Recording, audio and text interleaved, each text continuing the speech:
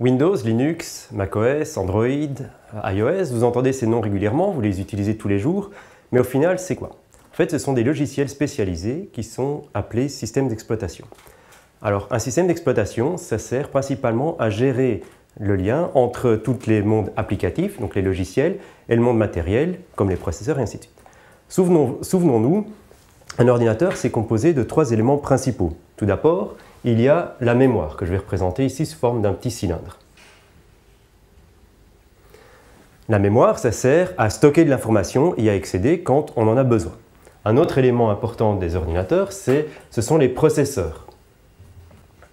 Les processeurs, donc sont les cerveaux de l'ordinateur qui permettent de faire des calculs, exécuter des tâches sur base d'informations qu'il récupère en mémoire. Et enfin, pour que l'ordinateur puisse communiquer avec le monde extérieur, il dispose de périphériques d'entrée-sortie, comme par exemple une imprimante, ça permet de sortir de l'information, un écran, ça permet d'afficher une information, un clavier, ça permet de rentrer une information dans l'ordinateur, ou même une souris.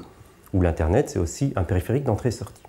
Alors, dans les ordinateurs, on fait tourner plusieurs applications. Par exemple, vous avez 3 applications, on va dire différentes, qui tournent sur l'ordinateur. Chacune va exécuter une tâche bien particulière qui dépend de l'application que vous voulez faire. En fait, pour que les applications puissent utiliser le matériel, on ne va pas leur autoriser directement à accéder aux différents éléments de l'ordinateur. Non, à la place, on met un système d'exploitation entre les deux. C'est-à-dire, on va avoir le système d'exploitation, typiquement on dit un OS, en anglais c'est Operating System. Donc lui, il va faire le lien entre les applications et l'ordinateur. Alors on voit, il y a 3 composantes principales au niveau de l'ordinateur, la mémoire, les processeurs et les entrées-sorties. Bien, le système d'exploitation, il sert à faire le lien comme ça. On peut imaginer la mémoire comme étant un grand tableau disposant de plusieurs entrées. On appelle ça des mots. Chaque mot dans ce tableau-là correspond à une adresse. L'adresse 0, 1, 2 et 3 par exemple. Dans ce cas-ci, on a la possibilité d'écrire 4 mots en mémoire. Ces adresses, elles correspondent à où les mettre exactement dans la vraie mémoire physique. Une application, ce qu'elle pourrait faire, par exemple celle-ci, elle a envie d'écrire un mot en mémoire, elle veut écrire Toto, elle décide de l'écrire dans le mot 1. Donc elle va écrire Toto ici au mot 1. Ce qui va avoir pour effet d'écrire ça dans la mémoire physique de l'ordinateur. Une fois qu'elle a écrit, normalement elle peut y accéder. Mais imaginons que la deuxième application ici, elle écrive le mot zut, mais aussi dans le mot mémoire 1. Donc elle va écrire ici, elle va remplacer Toto par zut. On voit qu'alors il y a un problème, parce que si cette application-ci décide de retourner en mémoire pour récupérer la dernière information qu'elle avait stockée dans le mot 1, elle va obtenir zut à la place de Toto. Ça ne fonctionne pas. Le système d'exploitation, il va permettre d'éviter ce genre de choses grâce à la mémoire virtuelle. L'idée de la mémoire virtuelle, c'est que le système d'exploitation, il va donner à chaque application, il va lui faire croire qu'elle dispose de toute la mémoire. Or, la mémoire, il va avoir ici, il va croire qu'elle a tout, donc de nouveau, il aura ces 4 mots avec l'adresse 0, 1, 2 et 3. La même chose pour chaque application.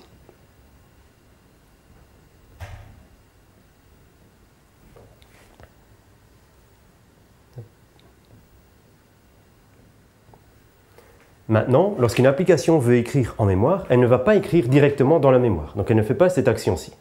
Non, à la place, ce qu'elle va faire, c'est qu'elle va écrire dans la mémoire virtuelle. Par exemple, elle va décider d'écrire Toto au mot 1. Ce que va faire le système d'exploitation, quand il reçoit une instruction d'écriture de l'application dans la mémoire, il va convertir ça, il va trouver un espace où l'écrire dans la vraie mémoire. Par exemple, il va dire, ici le 1, je vais l'écrire dans le mot 3 en mémoire, donc Toto. Ici, il va en fait s'écrire en mémoire physique à cet endroit-ci. Et le système d'exploitation retient que le 1 de cette application-là, ça va en fait dans le mot mémoire 3. Maintenant, si cette application-ci, qui tout à l'heure écrivait aussi au mot 1, décide d'écrire toujours zut au mot 1, comme ceci, ce qui va se passer, c'est le système d'exploitation, il va trouver dans la mémoire physique un endroit où il peut placer. Par exemple, cette fois-ci, il va décider d'écrire zut au mot 1.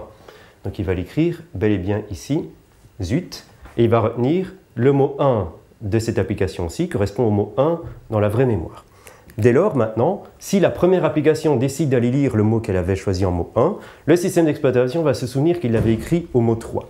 Le mode 3 permet de récupérer Toto. Il n'y a plus de problème d'inconsistance entre les différentes applications qui pourraient écraser les autres. Ça, c'est le principe de la mémoire virtuelle. Alors, la mémoire virtuelle, on voit, on a plusieurs applications. Mais dans notre schéma, on voit aussi qu'on n'a qu'un seul processeur. Généralement, un ordinateur, il a quelques processeurs, en tout cas beaucoup moins de processeurs qu'il n'y a que de nombre d'applications.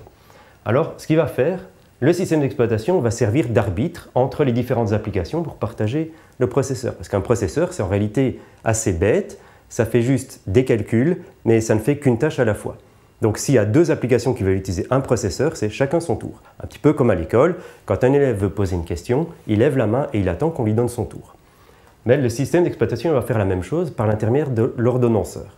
L'ordonnanceur, il va dire, voilà, cette application-ci, elle a fait suffisamment de calculs pour le moment sur le processeur, donc je vais la mettre en pause pour permettre à d'autres applications d'utiliser le processeur.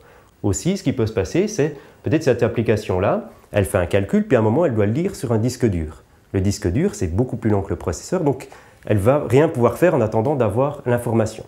Cette information, elle va donc aller la chercher sur le disque dur et pendant ce temps-là, elle se met en pause, ce qui permet de libérer le processeur pour une autre application. Une fois que cela aura été exécuté, qu'il aura récupéré l'information, il pourra récupérer et retourner au processeur. Donc ça, nous avons eu les deux premiers éléments. Le dernier élément, c'est les ordinateurs, ils sont toujours très différents. Il y a plein de modes différents. Un téléphone, c'est un ordinateur. Une carte à puce, c'est un ordinateur.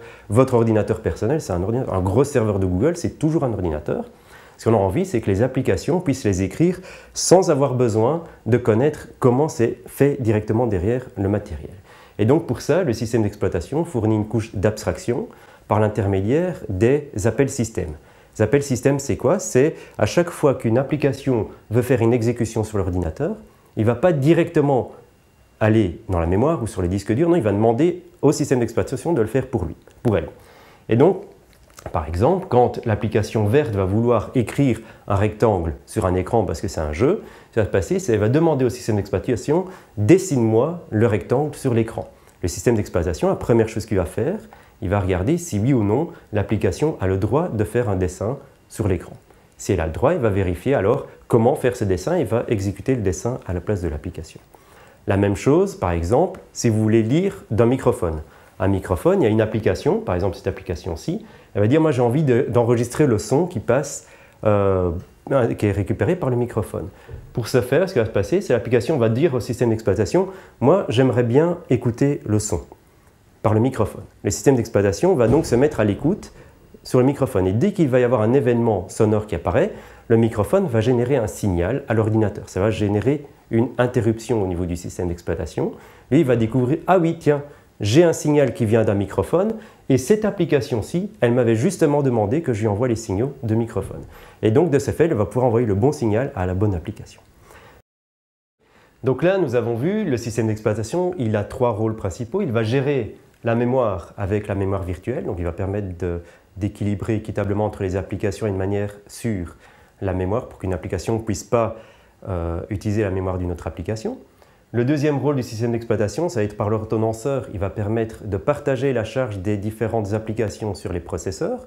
Et finalement, il va permettre d'abstraire les détails techniques de l'ordinateur aux applications, de sorte qu'on puisse écrire une application sans savoir exactement sur quel ordinateur ça va tourner.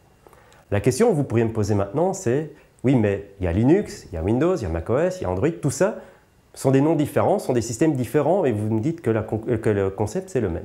En fait, oui, conceptuellement c'est la même chose. Ce qui se passe derrière, c'est au niveau de l'écosystème qui est livré avec, c'est plutôt spécialisé vers le réseau, vers les développeurs, vers les utilisateurs finaux, vers les jeux, mais aussi les licences d'utilisation. Certains systèmes d'exploitation sont fermés, donc on ne peut pas les modifier. D'autres systèmes d'exploitation sont ouverts, on peut les modifier à notre besoin. En fait, en fonction des besoins, on va utiliser un système d'exploitation ou un autre, plus ou moins spécialisé par rapport à ce qu'on souhaite en faire.